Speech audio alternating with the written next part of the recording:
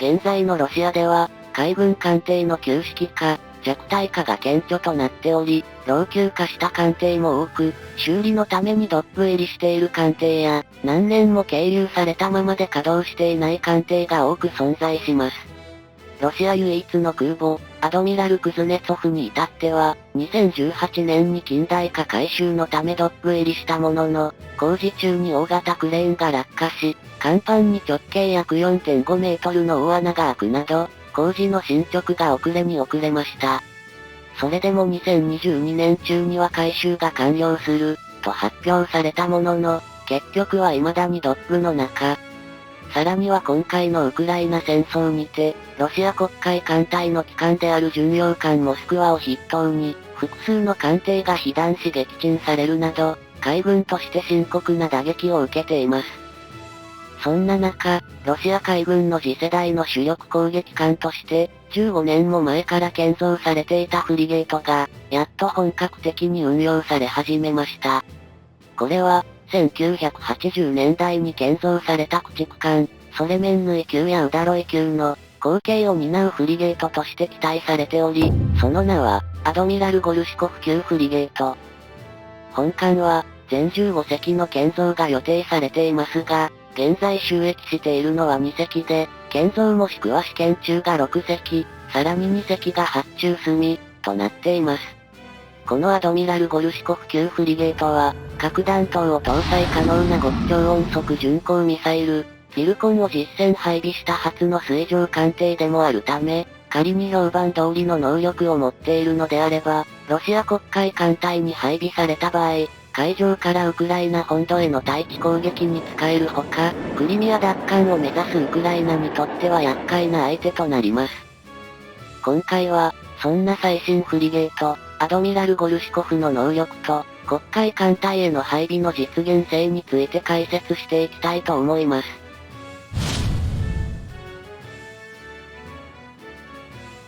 アドミラル・ゴルシコフ級は、本来は大型艦であるソレメンヌイ級駆逐艦の後継として、同程度の大きさの駆逐艦として計画されたものの、建造や維持費の観点からフリゲートに縮小され、最終的には日本の最上型とほぼ一緒の大きさとなっています。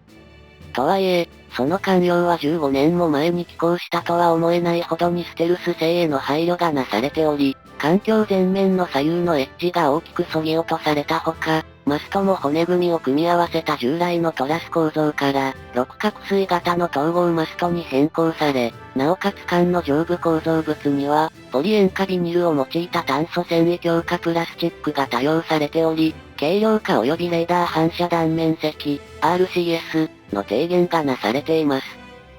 このように、艦の上部構造物の印象は従来のロシア艦から大きく変わっており、その外観デザインは、近年の欧米のフリゲートよりも洗練されている、と言っても過言ではありません。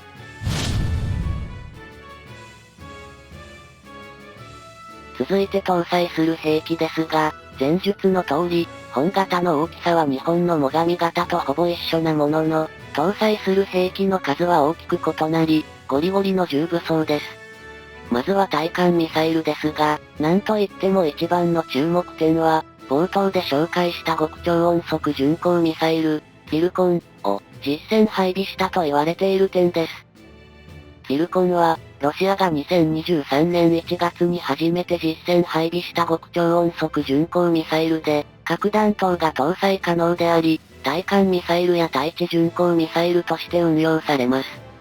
ロシア国防省の発表によると、射程は 1000km 以上、巡航速度はマッハ9以上で、機動性を持った極超音速巡航ミサイルだと考えられており、固体燃料のブースターで超音速まで加速し、その後、第2段階の液体燃料のスクラムジェットで、極超音速まで加速するとされます。このフィルコンの高速性は、トマホークなどの亜音速巡航ミサイルよりも貫通特性に優れ、その運動エネルギーはトマホークの242倍以上。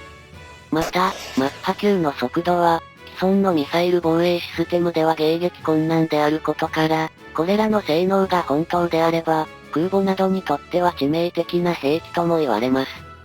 このツィルコンですが、2022年5月にアドミラル・ゴルシコフによって試験発射が行われ、2023年1月4日には、ツィルコンを実戦配備し、地中海で任務に就くよう命じられています。このツィルコンは、対艦対戦ミサイル供用の16セルの専用 VLS から発射されますが、この VLS にはツィルコン以外にも、P800 やカリブル NK などのミサイルが発射可能で、P800 は、旧ソ連時代の複数の対艦ミサイルを統合した新世代ミサイルと言われました。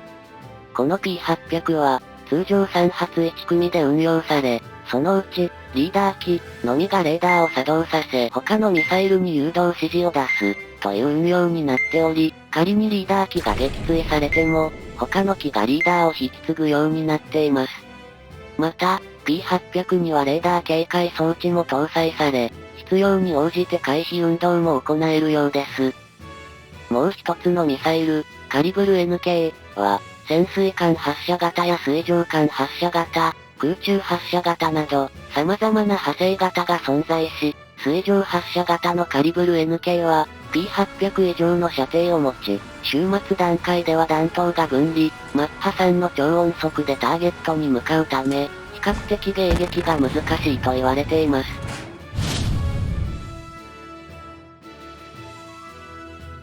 続いて対空ミサイルですが、ミサイルの発射装置として32セルの VLS を搭載しています。ミサイルには 3K96、リブート、という艦対空ミサイルシステムを採用しており、これは、複数のミサイルを使い分けることで、単一のシステムで広範囲をカバーできるようになっています。搭載可能なミサイルは、大きさと射程の異なる3種類が確認されており、射程15キロの QM100 は、1セルあたり4発、射程120キロ QM96 も、1セルあたり4発、射程200キロ 48N6 は、1セルあたり1発、となっています。最も長射程の 48N6 の派生型は、限定的な弾道ミサイル迎撃能力も有しているとのことです。まあ米国のイージス艦と同じようなミサイルの使い分けですね。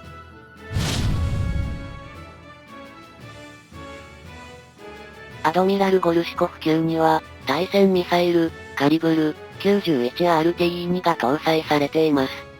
このミサイルは、対艦ミサイルのパートでも登場した、カリブルシリーズの一つで、潜水艦発射型や水上艦発射型、空中発射型など、発射プラットフォームが多岐にわたり、また、対艦、対地、対戦型など様々なファミリーが存在します。本型に搭載されるのは VLS 発射型の対戦ミサイルで、VLS についても対艦ミサイルと共用で、対空ミサイル用の VLS と環境の間に設置されています。続いて魚雷ですが、2008年に採用された、パケート NK を搭載しています。パケート NK は、旧ソ連時代からの魚雷を更新、統合する目的で開発され、潜水艦攻撃用と魚雷防御用の2種類が存在し、潜水艦攻撃時の最大射程20キロ、魚雷防御時の最大射程は 1.4 キロとなっています。防御用の魚雷、つまり魚雷迎撃魚雷、ATT の能力については別動画で解説してるので割愛します。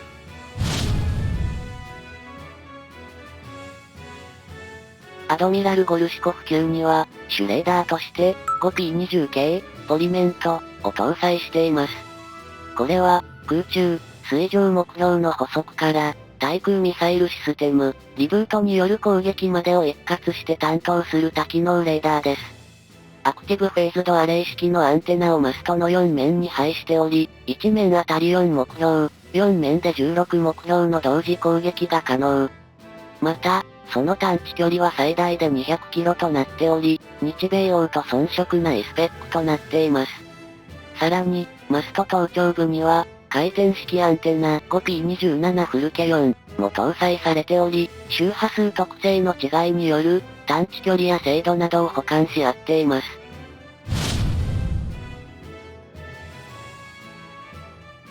続いて、男のロマン、手法、ですが、重量級の連装砲であった AK130 を、単装砲に改良した A192M を搭載しています。ベースとなった AK130 は、中国にコピーされ、これをベースに単装砲としたものが、最新の中海イージス艦に搭載されています。いやーしかし、最近の艦艇は単装砲ばかりで連装砲を新規に搭載する国なんてなくなりましたが、個人的には AK130 などのロシアの連装砲は、武骨&重厚で好き。